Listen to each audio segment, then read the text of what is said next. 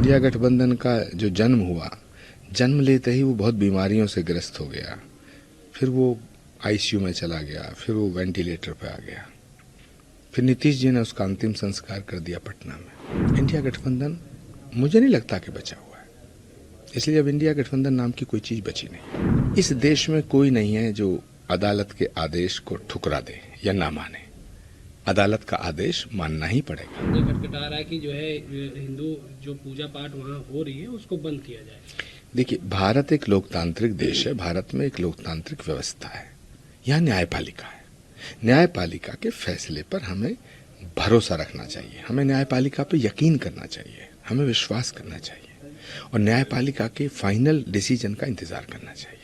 न्यायपालिका का जो फैसला होगा उसका स्वागत करना चाहिए, उसका सम्मान करना चाहिए।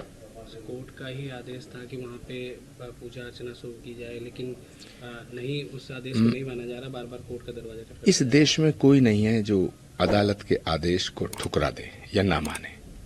अदालत का आदेश मानना ही पड़ेगा और मानना चाहिए।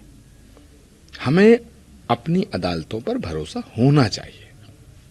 सर, प्रधानमंत्री नरेंद्र मोदी किस तरह से देखते हैं? अब प्रधानमंत्री जो कह रहे हैं तो अब प्रधानमंत्री जी की जो क्रेडिबिलिटी है वो तो यही है ना, 2014 2019 उसके बाद। लेकिन चुनाव है, जब चुनाव घोषित होगा तो उस पर बात करेंगे, अभी इस पर क्या टिप्पणी करूं। सर, इंडिया गठबंधन को किस तरह से देख रहे हैं? एक तरफ ममता बनर्जी, इंडिया गठबंधन के कई दल टूटते हुए नजर आ रहे हैं, क्या लगता है सर? देखिए, मुझे लगता है इंडिया गठबंधन जैसी कोई चीज है नहीं। इंडिया गठबंधन का जो जन्म हुआ, जन्म लेते ही वो बहुत बीमारियों से ग्रस्त हो गया। फिर वो आईसीयू में चला गया, फिर वो वेंटिलेटर पे आ गया।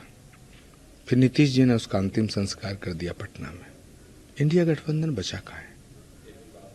इंडिया गठबंधन मुझे नहीं लगता कि बचा हुआ है, इसलिए अब इंडिया गठबंधन नाम की कोई चीज बची नहीं है।